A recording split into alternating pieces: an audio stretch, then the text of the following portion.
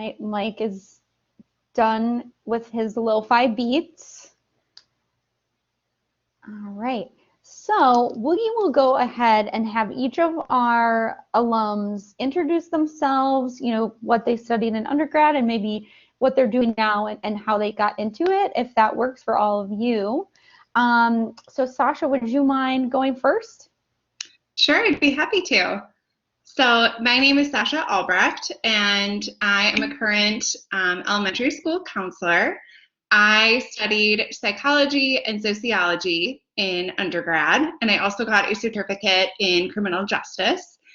And I wasn't quite sure what exactly I wanted to do. For a while, I was thinking legal psychology, which is why I had that certificate in criminal justice.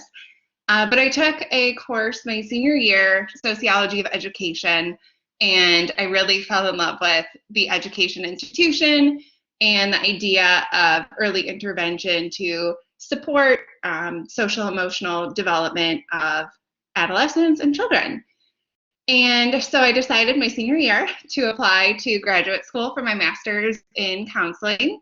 And unfortunately, Madison does not have a school counseling program, otherwise I would have loved to stay, but I went to UW-Milwaukee, and I love that they focused on urban education because that was where my heart was, working in urban education.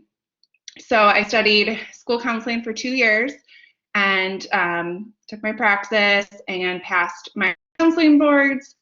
And then I started my first job, which was working for the Archdiocese of Milwaukee, but really it was in Racine, at a K through 8 school called Our Lady of Grace Academy, which had never had a school counselor before. So I had to completely design the entire program myself.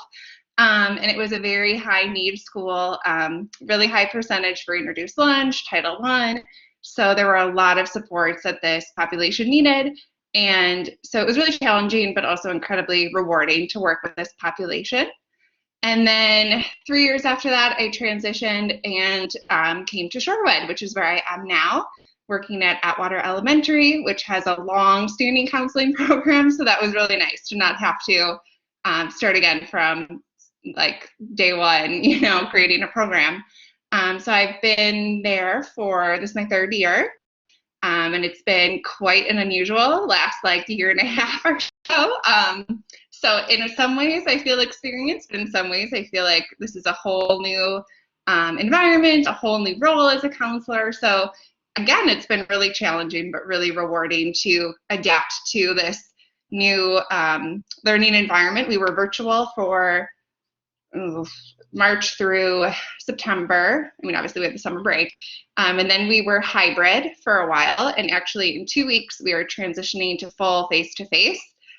So we've had all 3 learning models, which come with challenges, but also benefits to each. So again, it's just been a lot of adapting and a lot of learning, but I think that goes for all of K-12 education, right? It's always learning and always adapting to new challenges.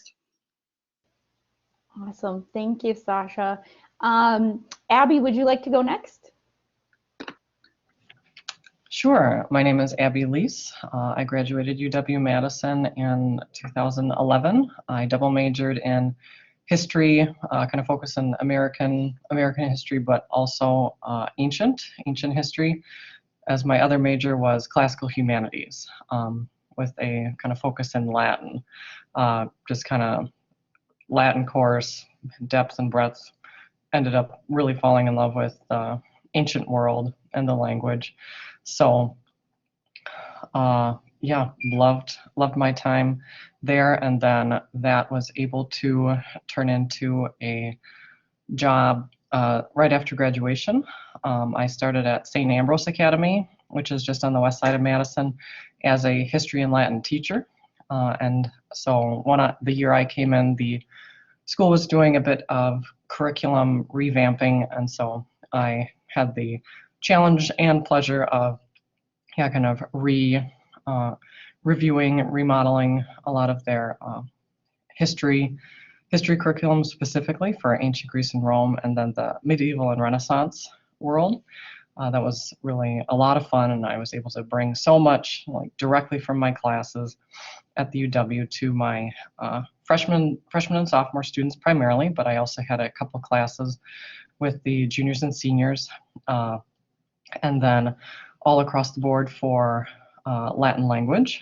And so I was there at St. Ambrose full time until the end of the 2016 school year. I had my first child in 2016, and so then transitioned to part-time the following year, but continued to teach some history, mostly Latin at that point. And then I had my second, my daughter, in 2018, and then the year after that took a break from full or teaching specifically. I did a year of substitute teaching around the Madison area, primarily at Edgewood High School, at least until the shutdown. Shut down in March, but then that ended up leading to my job this year, which is teaching for Edgewood Campus School as the 7th and 8th grade religion teacher.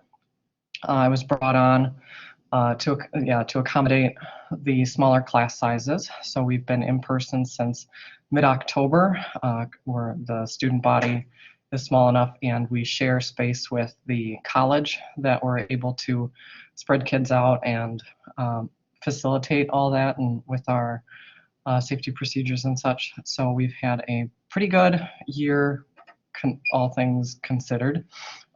It's been a great opportunity. The 7th and 8th grade religion class, I'm really incorporating a lot of elements from, again, my ancient history courses with especially the Roman world interacting with the early Christian world. So lots of still great connections to my education at UW-Madison. Thank you so much, Abby. And then Emma, would you like to share your story? Yeah. First off, is my microphone working okay, or is it wacky? Okay. I've had issues with that on Zoom, so maybe it's just a Zoom bug. Hi, I am Emma Watermolen. I graduated from UW-Madison with a degree in zoology in 2016. And I'd always wanted to get into education, but I think around like 2012, some secondary ed requirements were like changing all around the state at I think all of the UW system schools. So my journey to get into education was kind of wild. So I majored in a science because I wanted to teach science at the high school level. And then upon graduating, I just sort of threw myself into substitute teaching. I substitute taught in Whitewater for a while, and then moved back to Madison to end up getting a couple of jobs at Edgewood High School, actually, as someone who tutored people. I coached their lacrosse team and their tennis team. I took a long-term sub job teaching AP biology and chemistry. And I think I did that for 2 years, and then started the master's program at Edgewood College to get my teaching certificate as well as my master's in education. So I got a job at the Boys and Girls Club, started teaching or tutoring at some schools in the area, Verona High School specifically, and then I was hired last year while I was doing my student teaching at East High School. A teacher quit, so I fulfilled my student teaching with myself as the cooperating teacher, which was kind of getting thrown into the fire for sure. And then the pandemic hit, and then I got hired full-time to teach 9th grade biology and 10th grade chemistry this year at Madison East. And I love Madison East. I hate teaching online. I super miss like the chaos of a classroom and getting to know some students in a way where we can connect on things we like, or just sort of build relationships with kids. and that's not quite happening yet, but now that teachers are getting vaccinated, hopefully we'll start returning to whatever normal is somewhat soon. I have about 150 students this year, so it's been a challenge to keep track of all of them, especially when we're teaching a lot of like black screens, right?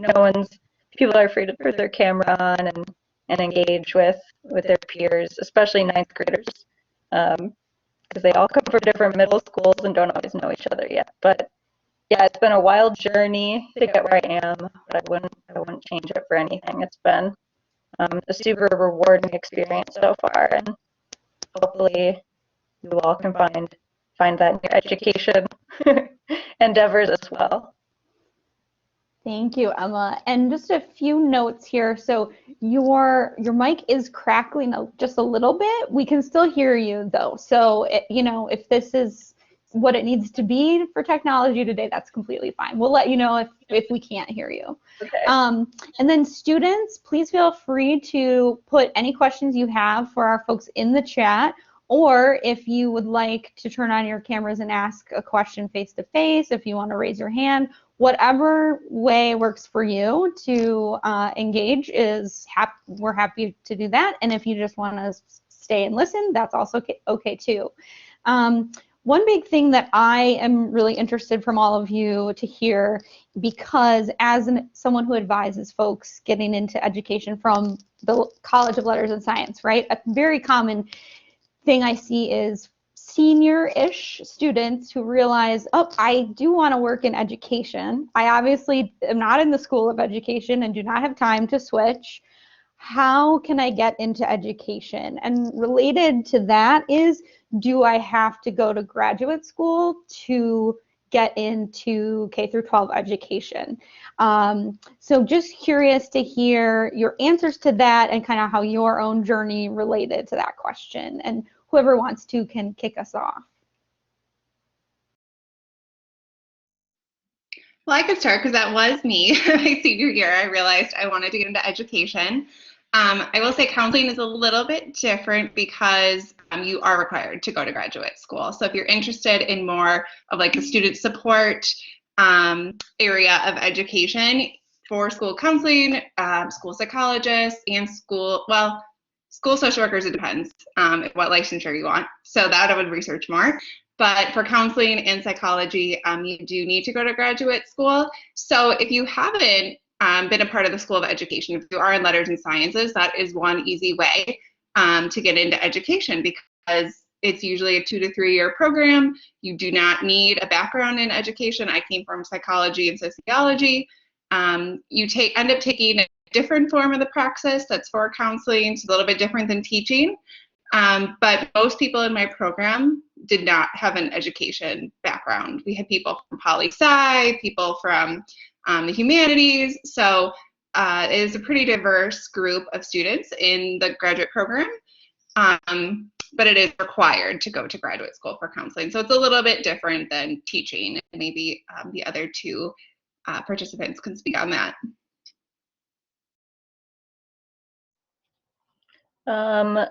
For me, I don't know if the School of Education has changed really at all since I've been at UW, but for secondary ed, there wasn't like a direct program to go from like an undergraduate degree in secondary education and then be licensed to teach.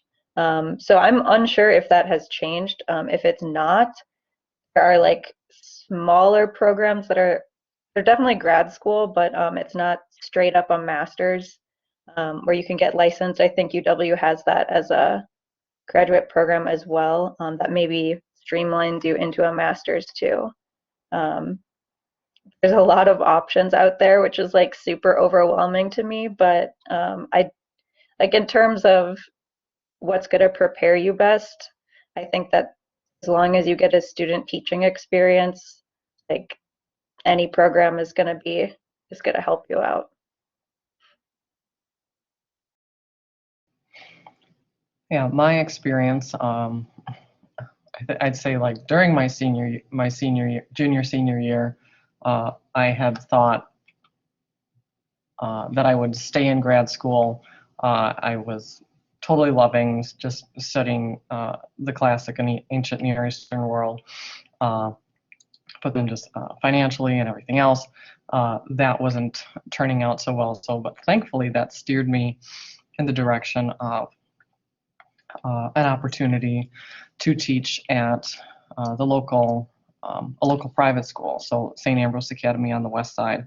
I was put into contact with one of the board members, and as a private school, they did not require particular degree or certification, and so I was able to go in for a trial teaching run, interviews and such like that, and so was hired without having a particular experience in a school of education or a certificate program.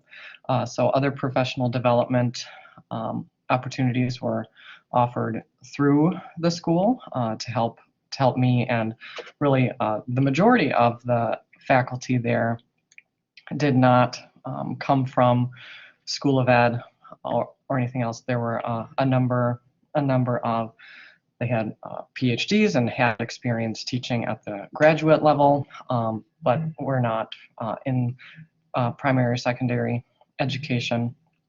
And so it's a smaller school, so that did help facilitate just kind of learning with fellow teachers and learning in the classroom. And the curriculum is very much discussion centered, so just like reading a text, going back and forth, and just having learning occur really naturally. And so as a humanities teacher, that was really formative and really effective, I feel.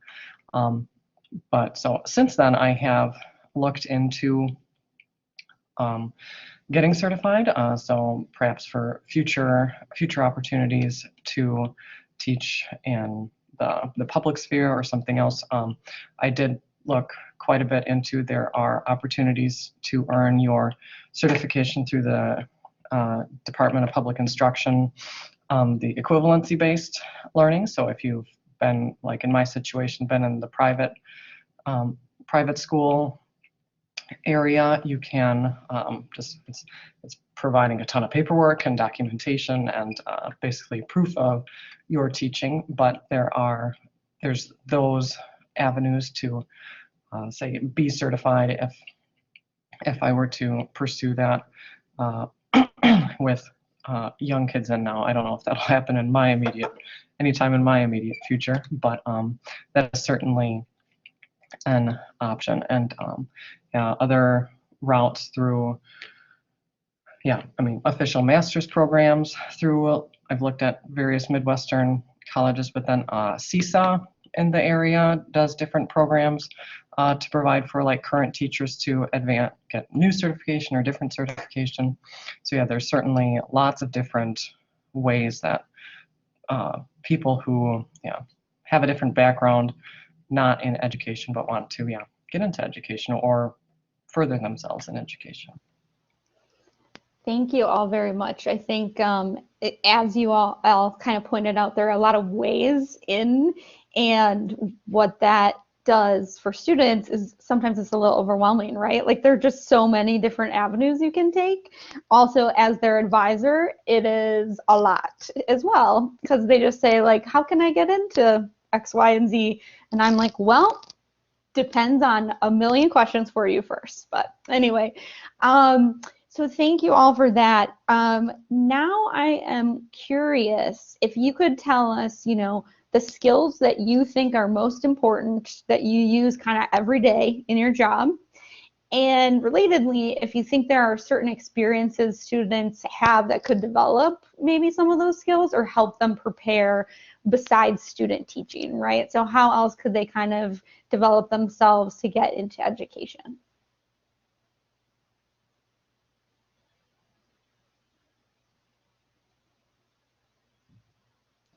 Whoever wants to can jump in. I can go first. One of the things that popped into my head right away was public speaking. So just I know a lot of classes at the college level don't really give the opportunity to really get familiar with like getting comfortable speaking in front of different people and really learning how to, I don't know, thinking on your feet, ad-libbing a lot, improvising. I remember one of my high school teachers. I went to Milwaukee High School that had particular emphasis in arts programs, and one of the things for the teachers' professional developments is they had them be like, okay, you have to go take an art class. You have to take an art class every how many years or whatever, just to kind of be integral with the school identity and community. And so my history teacher always took the theater classes, and so that certainly showed. He was very animated and not afraid to tell historical stories in weird, outlandish ways, but then you never forgot them. So I still remember some of the weird mnemonic devices and the play acting that he would do with some things. So my personality doesn't totally lend to that much, but it's definitely just getting comfortable, speaking with people of all sorts, and being very adaptable in that respect. So I mean, I think just general adaptability. I'm sure all of us have that same refrain, especially this past year, not being so attached to particular ways of teaching, like especially with all the pivoting that we've had to do from in-person to virtual and hybrid and everything else. And just really giving yourself opportunity to speak in front of various crowds with different types of people, teaching and explaining things in different ways, just kind of art of conversation, because some students will respond to just plain old lectures, but some students will totally zone out, and it needs to be more of a conversation. So really getting comfortable with that kind of skill. And so not something that's particularly taught in a class, but definitely one that you can practice.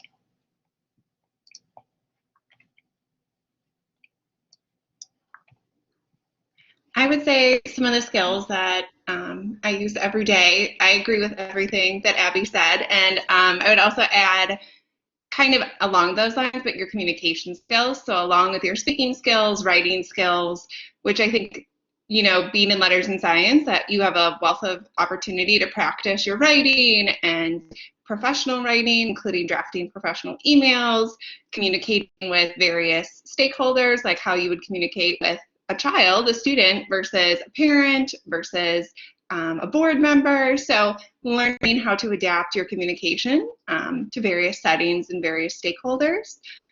I would also add that collaboration is really important. So again, learning to work with different people. So including your coworkers, other teachers, principals,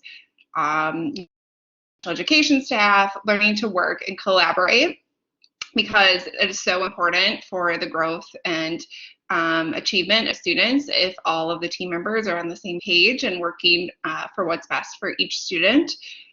So practicing that in undergrad, that could be like group projects are a great opportunity to collaborate, working with faculty members, if you're involved in research, working with your research team. So there's a lot of opportunities to just continue to work with different people. And I would also add, this isn't really a skill necessarily, but more of just like a familiarity with school setting. So if there's any opportunities to volunteer in a school, I worked with AmeriCorps Madison Schools of Hope as a tutor in, I believe it was middle and elementary school math classes, which is not what I went into in education. I went into counseling, but just being in the school and seeing how classrooms work from a professional lens, like of course we all had experiences as a student in K through 12 education, but it is a whole other ballgame coming at the approach from a professional lens. So just seeing how they work, seeing different teaching styles, seeing different school environments. Every school and every district is really unique. So the more you can expose yourself and either volunteer or, if you're lucky enough to know some kids, go guest read in their classrooms, just getting familiarity with different school settings is really helpful for when you will be interviewing for education positions and eventually working in a school. I'm going to probably echo what everybody just said about specific skill sets. Also, I got headphones, so hopefully my microphone's like feeling good today. I'd say there's like so many skill sets that can go into education that like you're not going to have them all. But there's definitely ways to like teach to your skill sets too, and like probably hone some that are more important overall for teaching kids. I'd say definitely public speaking is an important skill set, and just like thinking on your feet, being flexible. I'd say with my experience getting kind of thrown into a job where a teacher had like just quit was, kids were angry that someone quit. They kind of made it their goal that they're like, oh, we're gonna get you to quit too. We're the class that like gets kids or that gets teachers to quit. And just sort of thinking, on your feet and showing up for kids in a way where they can trust you and know that they're gonna get the same thing every day with you is like super important for a lot of kids, especially those who are coming to school from unstable situations. So I think the biggest lessons I learned was being open-minded to students' situations and kind of, always keeping kids centered at that, especially as a white person coming into a school that's a majority school. Like there's a lot of mindsets that I had to readjust because I'm coming from a different culture, right? So teaching to like a bunch of different cultures, I think was the biggest skill that I had to like build upon. But ultimately, for my job at least, I think that one's the most important. So I'm unsure, Danielle and Kelsey, what your kind of like life plan is. So hopefully that's like broad enough to get some things from it.